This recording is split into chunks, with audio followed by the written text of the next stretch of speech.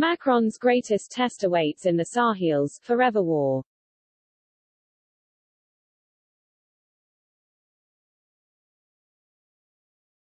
Can France's president avoid the familiar temptation of tolerating autocrats to fight against terrorism?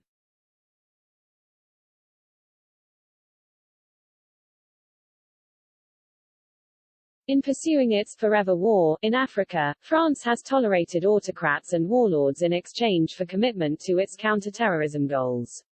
But President Emmanuel Macron is beginning to discover that the former often undermines the latter.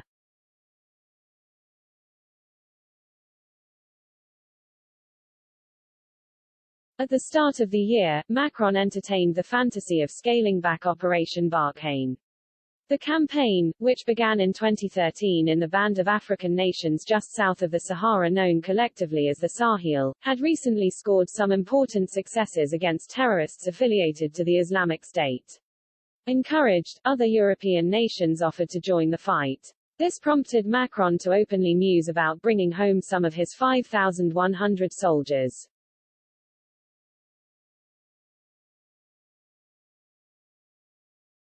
He was quickly disabused of the idea. In February, after a summit meeting with leaders of the Sahel states, Macron conceded that a withdrawal of French troops would be a mistake.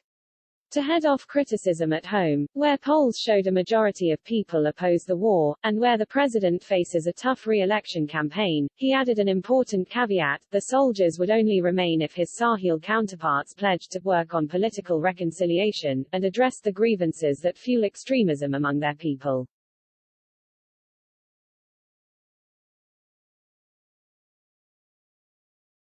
The president hoped such efforts, combined with greater Sahelian commitment to the war effort, would enable, if not a French drawdown, then at least a significant evolution in the situation by the summer.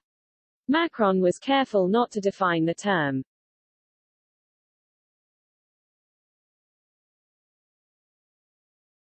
Nearly 3 months on and even his lowered ambitions seem far from reach. Not only do terrorist groups remain at large in the unstable Sahel, but France's local allies in the counter-terrorism effort are also distracted by internal politics.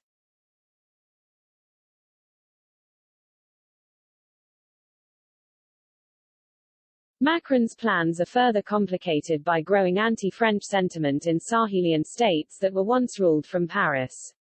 The president has blamed Turkey and Russia, which are competing with France for influence in the region, for stoking anti-colonial anger, but the roots of the resentment lie in the behavior of his allies, who have ignored his blandishments from the February summit.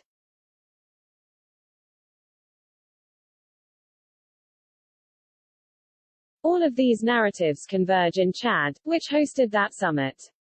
Its capital, N'Djamena, is home to the headquarters of Operation Barkhane, and Chadian soldiers provide the backbone of the Sahelian forces in the counter-terrorism campaign.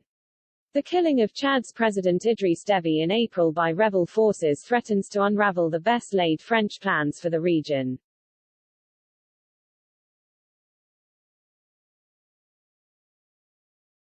Déby was an autocrat who enjoyed unquestioned backing from Paris for 3 decades. In exchange for his enthusiastic cooperation in the fight against terrorists elsewhere in the Sahel, French forces helped protect him from domestic rebels who are not affiliated to jihadist groups. He was killed in an encounter with a splinter group of rebels, the Front for Change and Concord in Chad, better known by its French acronym FACT.